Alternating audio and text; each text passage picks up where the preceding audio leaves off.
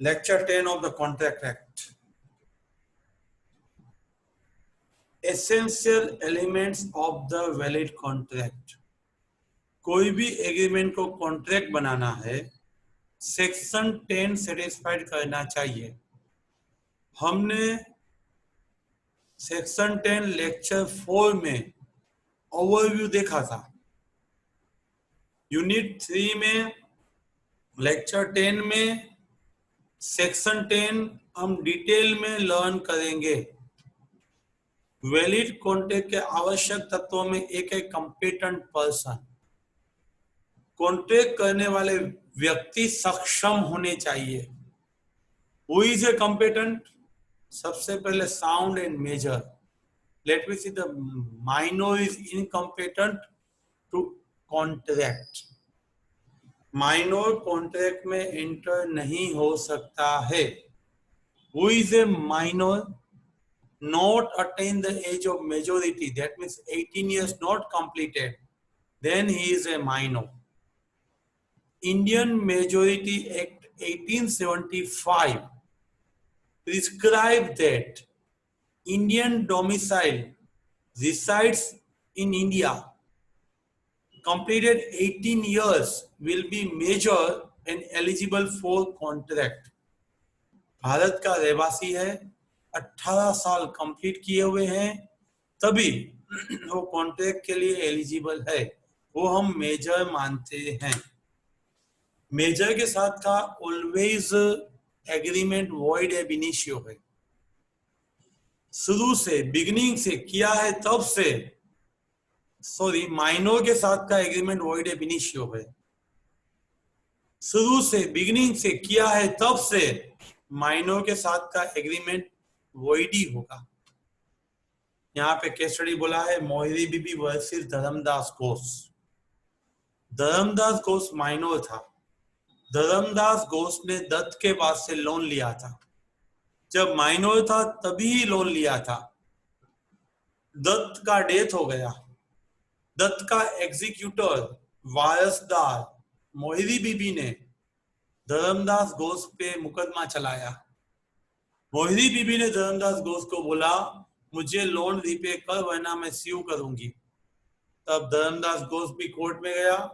धर्मदास घोष ने अपना एविडेंस पुरावा दे दिया कि मैंने जब लोन लिया था तब मैं माइनर था और माइनर के साथ का एग्रीमेंट ऑलवेज वॉइड एब इनिशियो है।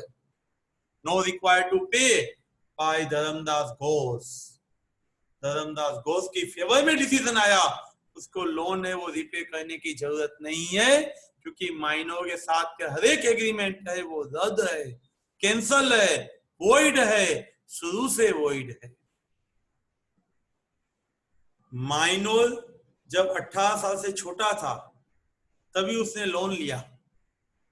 18 साल से बड़ा हुआ तब बैंक लोन का इंस्टॉलमेंट लेने के लिए आई, तो माइनर बोल सकता है मैंने लोन लिया था तब मैं माइनर था।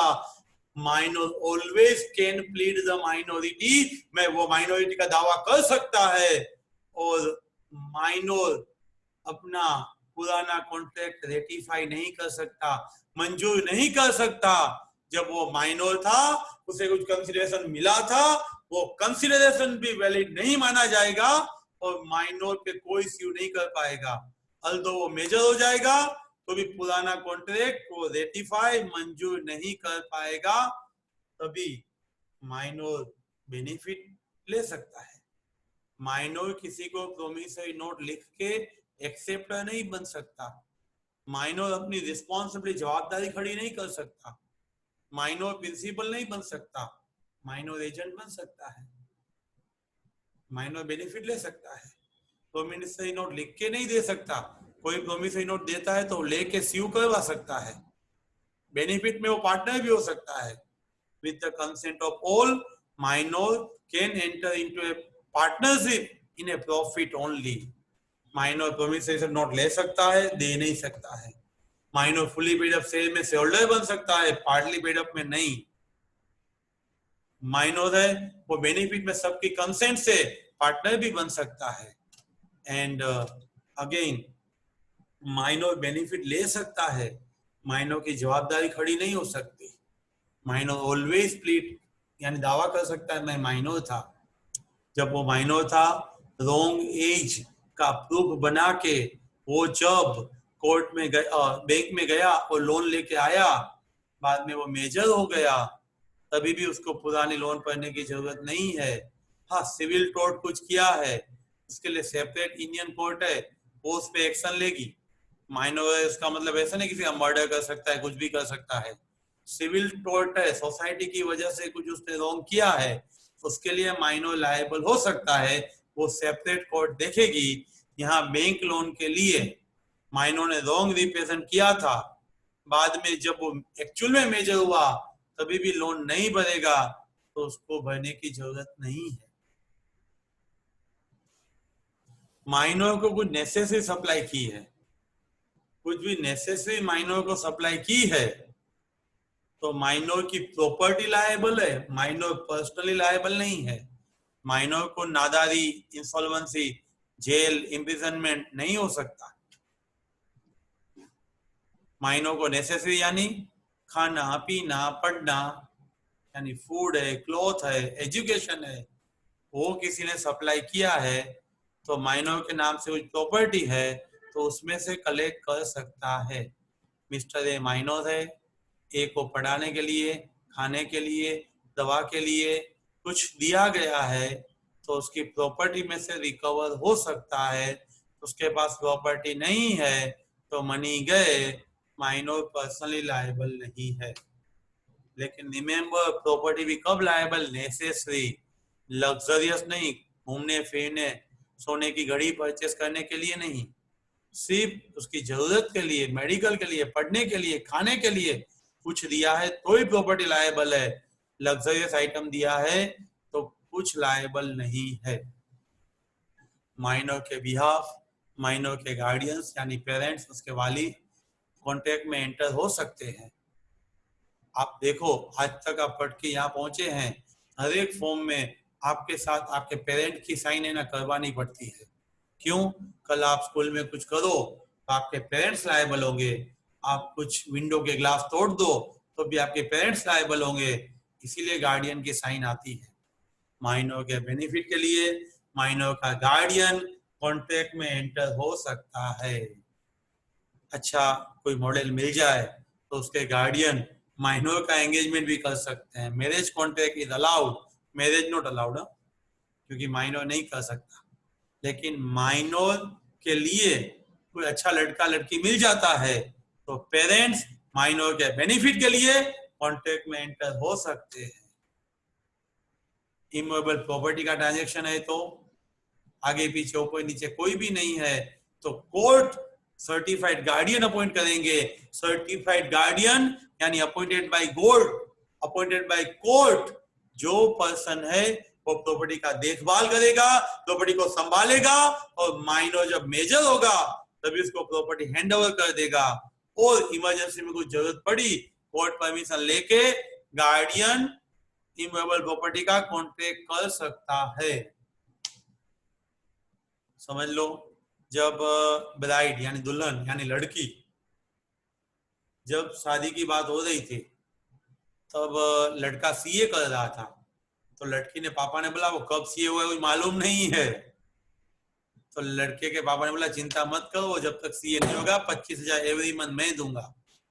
शादी हुई, बाद में लड़के का उसके पापा का कुछ इश्यू हो गया, लड़के के पापा ने पैसा देना बंद कर दिया। लड़की अपने पापा को कह करके अपने ससुर पे मुकदमा चला सकती है, स्यू कर सकती है। Bride can sue to her father-in-law for allowances agreed by her father-in-law to her father. तो उसके फादर इन लॉ ने फादर को जो एग्रीमेंट किया था, कॉन्ट्रैक्ट किया था कि एवरी मंथ इतना अलाउंस दूंगा, वो फादर इन लॉ नहीं देगा तो ब्राइड है वो उस पे स्यू कर पाएगी।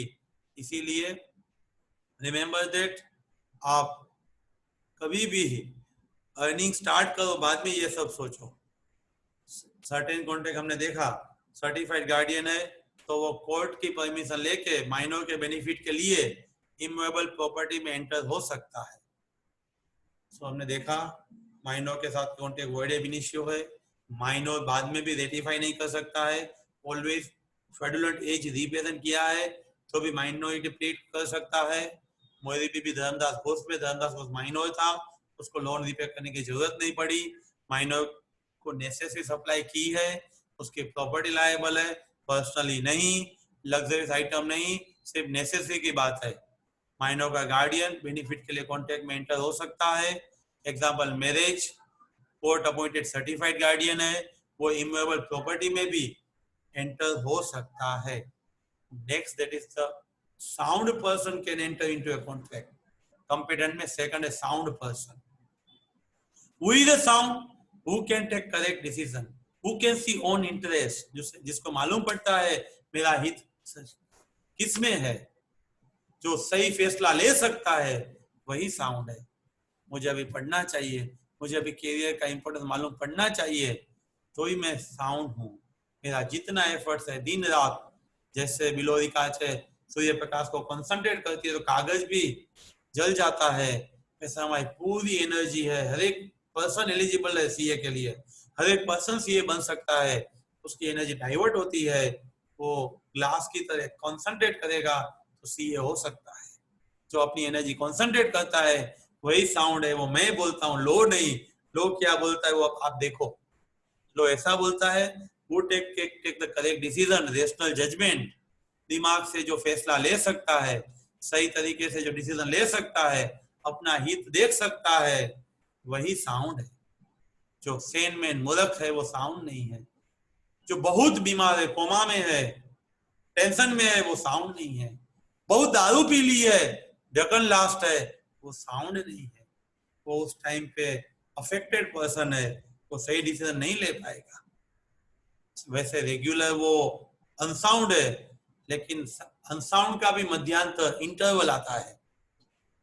कभी कोई मेंटल हॉस्पिटल में है तो दिवाली आ रही है, 5,000 वाला इंजेक्शन लगाया, मेंटल स्टेटस ठीक हो गया, एक वीक के लिए घर पे आया, तो वो ल्यूसिड इंटरवल बोला जाएगा। वो ल्यूसिड इंटरवल में जब वो साउंड है तभी कुछ भी कॉन्टेक्ट करेगा तो उसके कॉन्टेक्ट के लिए वो लायबल होगा। पेशेंट इन ल्यूनेटिक सिलम, यानी पागल खाने में जो पड़ा हुआ है वो पेशेंट, जो मूर्ख है, डिलीरियस, बहुत चिंतित है, ढक्कन लास्ट है, वो सब अनसाउंड है, कॉन्ट्रैक्ट में एंटर नहीं हो सकते। अनसाउंड के साथ का कॉन्ट्रैक्ट वॉइड है, उसको नेसेसरी सप्लाई की तो प्रॉपर्टी लायबल हो सकती होगी, लेकिन उसके साथ का कॉन्ट्रैक्ट है वो वॉइड है। Sound can unsound can not be responsible, unsound contract में एंटर नहीं हो सकता। डिस्क्वालिफाइड यानी कोर्ट ने जिसको लॉ ने ही घोषित कर दिया है कि ये बंदा लायक नहीं है, ये बंदा कॉन्टेक्ट नहीं कर सकता, स्पष्ट कॉन्टेक्ट ने बोल दिया है ये डिस्क्वालिफाइड है, नॉट एलिजिबल है, उसके पास पात्रता नहीं, ये बंदा कॉन्टेक्ट नहीं कर सकता, वो लॉ ने बोला है, फॉरेन एम्बेसडर्स है। ये सब स्टेटस अलाइज होता है either political background, corporate background, legal background. India Pakistan का युद्ध होता है तो पॉलिटिकल बैकग्राउंड की वजह से, लीगल बैकग्राउंड की वजह से, तो कॉर्पोरेशन का अपना लॉ है तो उसके लिए ऑलवेज हम ही रिस्पॉन्सिबल होते हैं। तो either political, either corporate, either legal status की वजह से नीचे दिए गए बंदे हैं ना, वो नॉट एलिजिबल है, डिस्क्वालिफाइड है। सबसे पहले फॉरेन एम्बेसडर्स, फॉरेन फॉरेन विदेशी राजदूत आएंगे, प्रतिनिधि आएंगे, तो वो यहाँ पे कुछ भी कॉन्टेक्ट करेंगे, रिस्पॉन्सिबल नहीं है, इसीलिए उसको डिस्क्वालिफाइड जाहिर किया है, डिक्लेयर किया है, वो डिस्क्वालिफाइड है। एम्बेसडर्स, विदेशी रिप्रेजेंटेटिव यहाँ पे आते हैं, ट्रम्प साहब अभी आए थे, तो not eligible to enter into contract personal capacity, उस पर हम स्यू नहीं कर सकते। एलियन एनिमी, युद्ध चल रहा है, वॉर चल रहा है, तो वहां का प्रतिनिधि हमारा प्रतिनिधि, वहां का सिटीजन हमारा सिटीजन कॉन्टेक्ट नहीं कर सकता एक्सेप्ट गवर्नमेंट लाइसेंस। कन्विक्ट है, गुनहगार है, गुनाह किया है, वो नॉट एलिजिबल है। इंसॉल्वेंट है, अपना डेट पे करने के लिए एलिजिबल ही नहीं है, कैपेबल ही नहीं है, ऐसे बंदे डिस्क्वालिफाइड है, नॉट एलिजिबल है, वो कॉन्ट्रैक्ट नहीं कर सकते। स्पेसिफिकली लॉ ने बोल दिया है फ्रेंड्स, हमने देखा कंपेटेंट पर्सन, तो who is a competent? Major, sound and qualified by law. That means who is incompetent, वो हमने देखा माइनर, अनसाउंड एंड डिस्क्वालिफाइड। ये कॉन्ट्रैक्ट करने के लिए कंपेटेंट नहीं है, तो उसके साथ का कॉन्ट्रैक्ट वॉइड है। इसीलिए रिमेंबर दैट। बने रहिए, हर एक टॉपिक इन डिटेल आपको वीडियो में मिलता रहेगा। चैनल सब्सक्राइब करिए और ये वीडियो मैक्सिमम शेयर करिए। Thank you very much.